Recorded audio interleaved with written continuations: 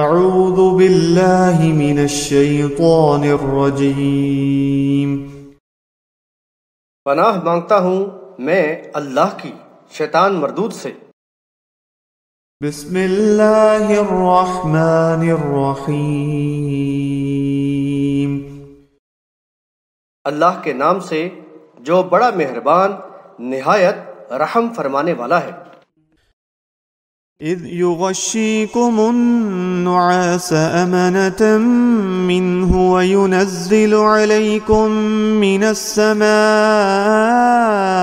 ماء لیطہرکم به ويذهب عنكم رجز الشيطان وليربط على قلوبكم ويثبت به الأقدام۔ یعنی وہ موقع بھی یاد کرو جب اللہ تم پر اونگ طاری کر رہا تھا تاکہ یہ اس کی طرف سے تمہارے لیے باعث سکون ہو، اور تم پر آسمان سے پانی برسا رہا تھا تاکہ تمہیں اس کے ذریعے پاک کر دے، تم سے شیطان کی نجاست دور کر دے، تمہارے دلوں کو مضبوط کر دے، اور اس کے ذریعے تمہیں ثابت قدم کر دے۔ حاشیہ نمبر 12۔ ہر چند کے صحابہ کرام رضی اللہ عنہم صبر و توکل کا فقید المثال نمونہ تھے، تاہم ان کی قلیل تعداد اور بے سار و سامانی باعث اضطراب ضرور تھی۔ اللہ تعالیٰ نے مختلف طریقوں سے ان کے قلبی سکون کا اہتمام فرمایا اور شیطانی وسوسوں سے چھٹکارا دلا کر ان کے عزم و حوصلے کو بحال رکھا۔ اس آیت میں دو باتوں کا ذکر کیا گیا ہے، ان پر غنودگی طاری کر دی اور خوب بارش برسا دی۔ نیند نے ان کی تکان دور کر دی، ذہنی پریشانی اور خوف و گھبراہٹ کی کیفیت کو رفع کر دیا، اور وہ تازہ دم ہو کر جنگ کے لیے تیار ہو گئے۔ حاشیہ نمبر 13۔ نبی صلی اللہ علیہ وسلم نے بدر کے جس حصے میں پڑاؤ کیا تھا وہ ریتیلا علاقہ کچھ بلندی پر تھا اور وہاں پانی نہ تھا۔ بارش نے ریت کو جما دیا، اس پر چلنا پھرنا آسان ہو گیا، اور مسلمانوں نے حوض وغیرہ بنا کر پانی جمع کر لیا، اس کو اپنے لیے اور جانوروں کے پینے کے لیے استعمال کیا اور غسل بھی کیا، جس سے پیاس دور ہو گئی اور پاکیزگی حاصل ہوئی۔ اس طرح صحابہ کرام رضی اللہ عنہم کے حوصلے بڑھے، ایمان کو تقویت ملی، اور وہ جذبہ شکر گزاری کے ساتھ باطل کے مقابلے میں مزید ثابت قدم ہو گئے۔ اذ یوحی ربک الی الملائکۃ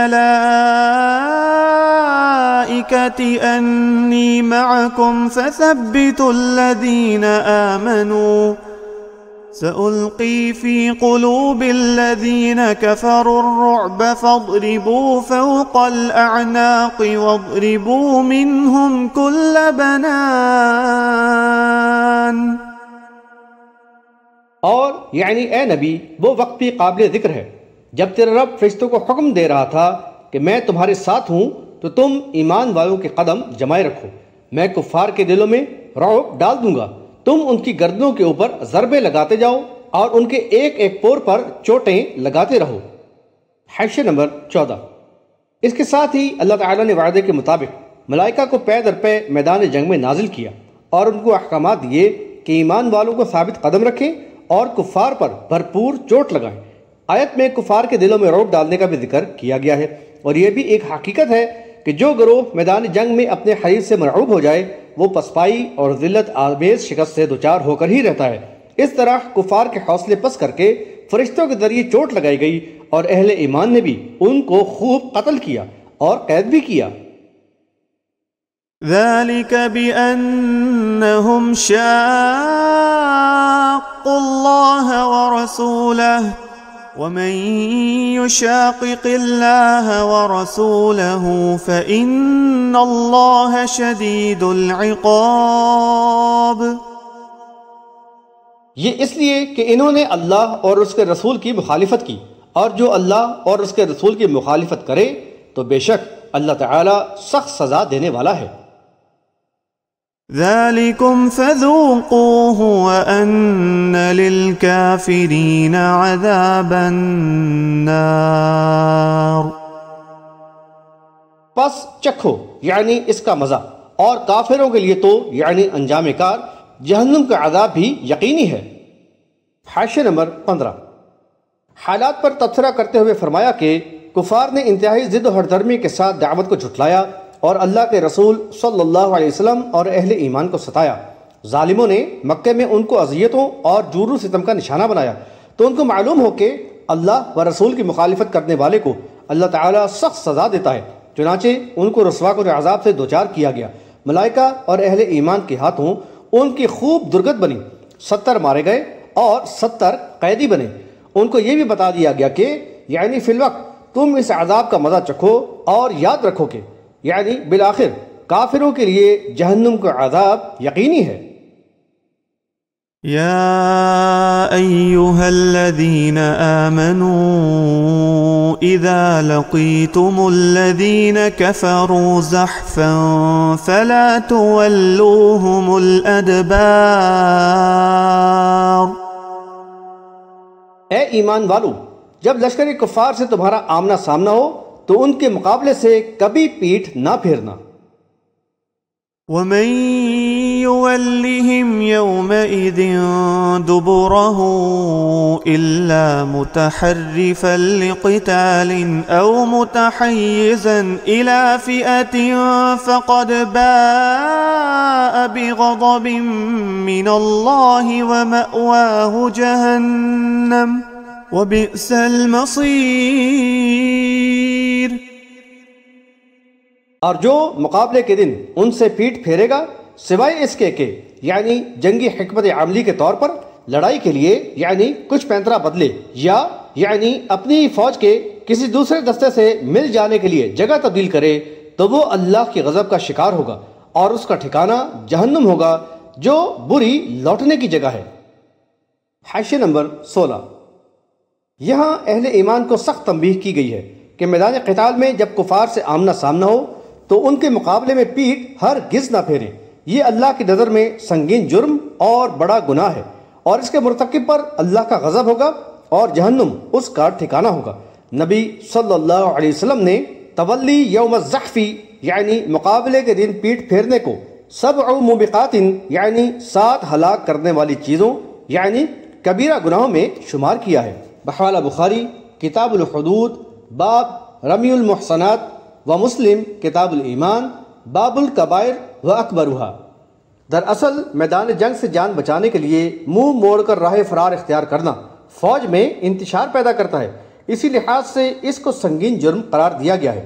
البتہ اگر جنگی حکمت عملی کے تحت تحرف کریں یعنی پینترا بدل کر ایک طرف ہو جائیں اور پھر پیچھے ہٹ کر یکا یک سخت حملہ کر دیں یا اپنے ہی فوجی دستوں میں شامل ہونے کے لیے جگہ تبدیل کریں تو یہ دونوں صورتیں اس حکم سے مستثنیٰ اور جائز ہوں گی۔ فلم تقتلوهم ولكن الله قتلهم وما رميت إذ رميت ولكن الله رمى وليبلي المؤمنين منه بلاء حسنا ان اللہ سمیع علیم۔ در حقیقت یعنی اے مومنو، تم نے ان یعنی کافروں کو قتل نہیں کیا بلکہ اللہ نے ہی ان کو قتل کیا، اور یعنی اے نبی تم نے ان پر یعنی ریت نہیں پھینکی تھی بلکہ اللہ نے پھینکی تھی، اور یہ اس لیے ہوا تھا کہ اللہ مومنوں کو ایک بھلی آزمائی سے گزار لے۔ یقیناً اللہ سب کچھ سننے والا جاننے والا ہے۔ حاشیہ نمبر 17۔ مومنوں نے قلیل تعداد اور بے سر و سامانی کے باوجود محض اپنے رب پر توکل کرتے ہوئے جس جذبہ جان فروشی سے جنگ کی اور کفار کو بے درے قتل کیا وہ اللہ تعالیٰ کے یہاں بہت ہی مقبول و پسندیدہ تھا، اس لیے ان کے عمل کو اللہ تعالیٰ نے اپنا عمل قرار دیا۔ جس طرح بیعت رضوان میں نبی صلی اللہ علیہ وسلم کے ہاتھ پر صحابہ کرام رضی اللہ عنہم کی بیعت کو اللہ نے اپنے ہی ساتھ بیعت کرنا قرار دیا۔ بحوالہ سورۃ الفتح آیت نمبر 10۔ اس کے علاوہ ملائکہ نے بھی مومنوں کے ساتھ قتال کیا اور کفار کو موت کے گھاٹ اتارا۔ اس کے ساتھ بھی یہ جملہ بلکہ اللہ ہی نے ان کو قتل کیا پوری مطابقت رکھتا ہے، چنانچہ اس کے دونوں ہی مفہوم لیے جا سکتے ہیں۔ دوسرے مفہوم کے لحاظ سے مومنوں کو یہ احساس دلانا مقصود ہوگا کہ وہ غزوہ بدر کی کامیابی کو اپنی ہی کارکردگی سمجھ کر اس پر فخر نہ کرنے لگیں، بلکہ انہیں پوری طرح اس کا اعتراف ہونا چاہیے کہ یہ سب اللہ تعالیٰ کی مدد سے ہوا جو مذکورہ بالا اسباب کی صورت میں ظاہر ہوئی، اور جس نے مومنوں کو تازہ دم کر کے ان کے حوصلے بحال کیے، پھر کفار کے دلوں میں رعب ڈال کر ان کی ہمتوں کو پست کیا اور میدان قتال میں ملائکہ کے نزول کے ذریعے اس منصوبہ الہی کو انجام تک پہنچایا۔ حاشیہ نمبر 18۔ بدر میں انفرادی مقابلوں کے بعد باقاعدہ جنگ ہوئی۔ جب جنگ میں شدت آئی تو نبی صلی اللہ علیہ وسلم نے مٹھی بھر ریت کفار کی طرف پھینکی، جس نے چند افراد کی نہیں بلکہ پوری فوج کی بصارت کو بری طرح متاثر کیا۔ وہ گھبراہٹ و پریشانی میں آنکھیں ملتے رہے اور مومنوں نے سراسیمگی کی حالت میں انہیں خوب قتل کیا اور قید بھی کیا۔ یہ معجزانہ عمل مومنوں کے لیے زبردست امداد ثابت ہوا اور کفار کی پسپائی کا سبب بنا۔ اسی لحاظ سے اللہ تعالی نے اس کو اپنا عمل قرار دیا۔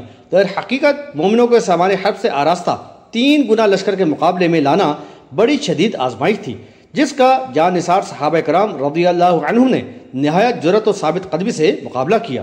چنانچہ اللہ کی طرف سے بھی بھرپور امداد آئی اور مومنوں کو شاندار فتح و کامرانی سے نوازا گیا۔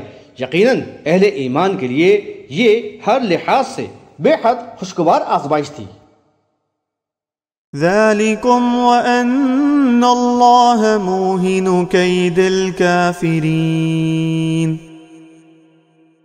یہ تو تمہارے ساتھ ہوا اور کافروں کی چال کو بھی اللہ ہی کمزور کرنے والا ہے۔ إِن تَسْتَفْتِحُوا فَقَدْ جَاءَكُمُ الْفَتْحُ وَإِن تَنْتَهُوا فَهُوَ خَيْرٌ لَكُمْ وَإِن تَعُودُوا نَعُدْ وَلَن تُغْنِيَ عَنكُمْ فِئَتُكُمْ شَيْئًا وَلَوْ كَثُرَتْ وَأَنَّ اللَّهَ مَعَ الْمُؤْمِنِينَ۔ اگر تمہیں یعنی اے کافروں فیصلہ چاہیے تھا تو فیصلہ تو تمہارے سامنے آ گیا۔ اب اگر تم یعنی اپنی روش سے باز آ جاؤ تو یہ تمہارے لیے بہتر ہے، اور اگر دوبارہ یعنی مقابلے کے لیے آؤ گے تو ہم بھی ویسا ہی یعنی مقابلہ کریں گے، اور یعنی اس وقت تمہاری جمعیت خواہ وہ کتنی ہی کثیر ہو تمہارے کچھ کام نہ آ سکے گی، اور اللہ تو مومنوں ہی کے ساتھ ہے۔ حاشیہ نمبر 19۔ کفار اکثر و بیشتر طنز کرتے اور نبی صلی اللہ علیہ وسلم سے کہتے تھے کہ اگر آپ سچے ہیں تو لے آئیں وہ عذاب جس سے ہمیں ڈراتے رہتے ہیں۔ سورہ سجدہ آیت نمبر 28 میں کفار کا قول بیان کرتے ہوئے فرمایا، یہ لوگ کہتے ہیں کہ یعنی عذاب کا یہ فیصلہ کب ہوگا، یعنی بتاؤ اگر تم سچے ہو۔ اسی طرح کفار نے لوگوں میں اپنے آپ کو سچا ثابت کرنے کے لیے یہ دعائیہ جملے بطور طنز کہے تھے، اے اللہ اگر یہ حق ہے تیری طرف سے تو ہم پر آسمان سے پتھر برسا دے یا ہم پر کوئی دردناک عذاب لے آ۔ بحوالہ سورۃ الانفال آیت نمبر 32۔ انس بن مالک رضی اللہ عنہ کی روایت میں ہے کہ یہ بات ابو جہل نے کہی تھی۔ بحوالہ بخاری کتاب التفسیر، تفسیر سورۃ الانفال۔ یہ گویا رب ذوالجلال کو ایک طرح کا چیلنج دیا گیا تھا۔ جنگ بدر میں رسوا کن شکست بلا شبہ کفار پر اللہ تعالیٰ کا عذاب تھا، جس میں ان کے بڑے بڑے سردار اور جنگجو مارے گئے یا قید ہو گئے۔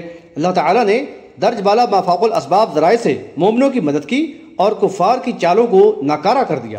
چنانچہ اب ان شکست خوردہ کفار سے خطاب کرتے ہوئے انہیں شدید تنبیہ کی اور فرمایا کہ تم فیصلہ چاہتے تھے، یعنی جس کا تمہاری طرف سے مطالبہ بھی ہوتا رہا تھا، تو اب فیصلہ آ گیا اور تم نے اس کا مشاہدہ بھی کر لیا ہے۔ تمہارے لیے بہتری اسی میں ہے کہ اپنی مخالفانہ و معاندانہ روش سے باز آ جاؤ۔